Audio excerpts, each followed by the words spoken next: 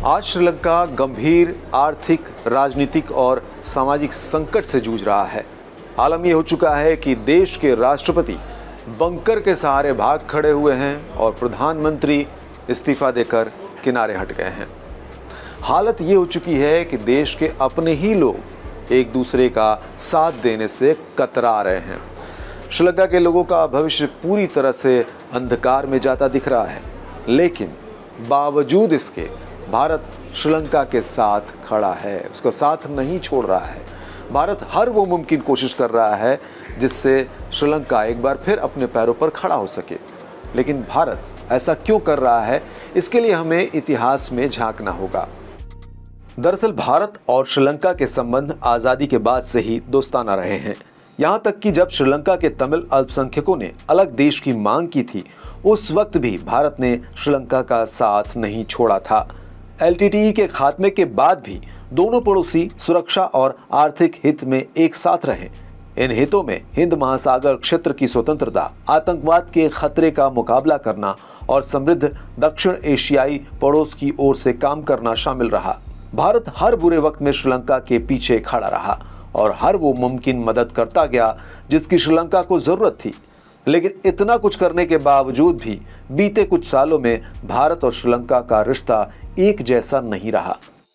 अगर इतिहास के पन्नों को पलटा जाए और रुख करें सन 1980 का, तो साफ दिखता है कि श्रीलंका में अलगाववादी एक अलग ही ट्रैक पर चल रहे थे।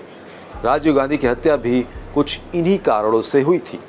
1987 में जब राजीव गांधी कोलंबो में राष्ट्रपति आवास में गार्ड ऑफ ऑनर लेने गए थे, उस समय श्रीलंका के एक नौसैनिक ने उन पर राइफल के बट से हमला किया था और तभी भारत के प्रति उनकी मंशा का पता चल गया था, जिसकी परिणति तमिल अलगाववादियों द्वारा राजीव गांधी की हत्या के रूप में हुई। हत्या के बाद दोनों देश एकजुट होकर अलगाववादियों के खिलाफ लड़े और आखिरकार 2009 में LTTE का सफाया हो गया। गृह युद्ध तो खत्म हो गया, लेकिन फिर भी भारत और श्रीलंका के संबंधों में एक उतार चढ़ाव देखने को मिलता रहा। जो घनिष्ठता होनी चाहिए थी वो दोनों देश बरकरार नहीं रख पाए और इसकी एक बहुत बड़ी वजह थी चीन की लंका से बढ़ती दोस्ती। पिछले कुछ सालों में आर्थिक फायदे के लिए श्रीलंका का झुकाव चीन की तरफ हो गया और वो घरेलू आर्थिक विकास के लिए चीन को ज्यादा भरोसेमंद साझेदार के रूप में देखता गया। बड़ी परियोजनाओं का झांसा देकर चीन ने श्रीलंका को ऐसा अपने जाल में फंसाया कि आज श्रीलंका चाहकर भी कुछ नहीं कर सकता। हम्बनटोटा बंदरगाह इसका जीता जागता उदाहरण है। कर्ज नहीं चुकाने के कारण श्रीलंका ने हम्बनटोटा पोर्ट चीन को 99 सालों की लीज पर दे दिया था। हालांकि चीन इतने पर भी नहीं रुका। कोलंबो पोर्ट सिटी को लेकर भी उसका इरादा साफ था। श्रीलंका के लोगों को ये बात पता है कि आने वाले वक्त में पोर्ट सिटी पर पूरी तरह से चीन का राज होने वाला है।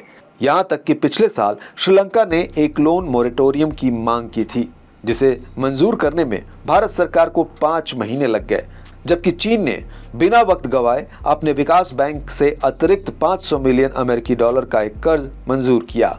हालांकि अब चीन का दिया हुआ कर्ज श्रीलंका के लिए नासूर बन चुका है, जिसके बोझ की मार जनता झेल रही है। लेकिन चीन को हर तरीके से जिम्मेदार ठहराना भी गलत होगा। उसने तो श्रीलंका के साथ दोस्ती का खेल खेला, कर्ज देकर श्रीलंका को पाई पाई का मोहताज बनाया। लेकिन इस बीच श्रीलंका सरकार की अति महत्वाकांक्षी सोच ने भी बराबर काम किया।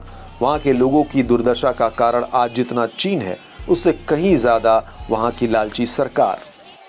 अब श्रीलंका का ये मौजूदा संकट भारत के लिए एक अवसर के रूप में बदल सकता है, लेकिन भारत कभी ऐसा देश नहीं रहा जो मौके का फायदा उठाकर कोई कदम बढ़ाए।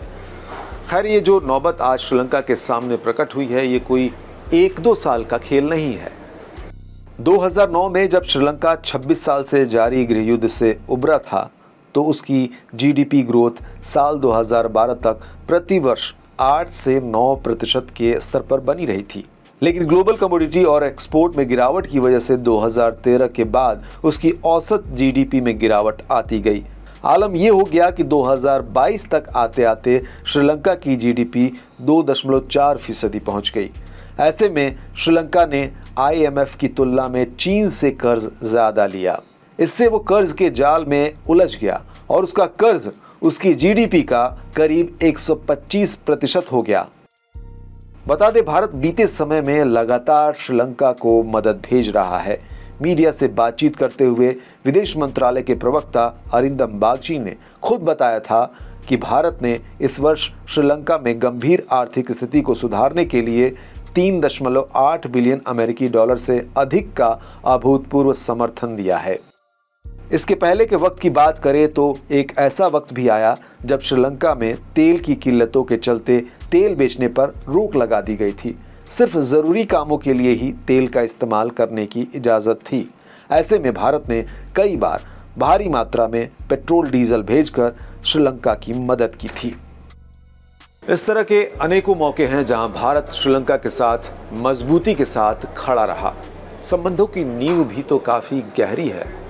त्रेता युग तक भी अगर जाएं, वहां अगर हम बात करते हैं तो रामायण में इसी लंका का जिक्र आता है जिसका राजा रावण था। बाद के इतिहास के मुताबिक 1972 तक इसका नाम सिलोन था, जिसे बदलकर लंका और 1978 में श्रीलंका कर दिया गया। संबंधों के तार कई जगह से जुड़े हैं। धर्म की बात कर लें तो श्रीलंका का राजकीय धर्म बौद्ध धर्म है, ये हम सबको पता है। वही बौद्ध धर्म जिसका उद्गम है भारत। दोनों देशों ने सांस्कृतिक, धार्मिक एवं भाषाई सहयोग की विरासत को सजाया और संवारा है। ओवरऑल अगर देखें तो दोनों देशों के बीच का संबंध 2500 साल से भी पुराना है। दोनों देशों पर अंग्रेजों का राज रहा। भारत 1947 में आज़ाद हुआ और श्रीलंका इसके 1 साल बाद। लंबे गहरे संबंधों के साथ ऐसी तमाम बातें हैं जिन पर दोनों देश नाज कर सकते हैं। जाहिर सी बात है कि इन्हीं परंपराओं को आगे बढ़ाते हुए भारत श्रीलंका के साथ आज भी खड़ा है।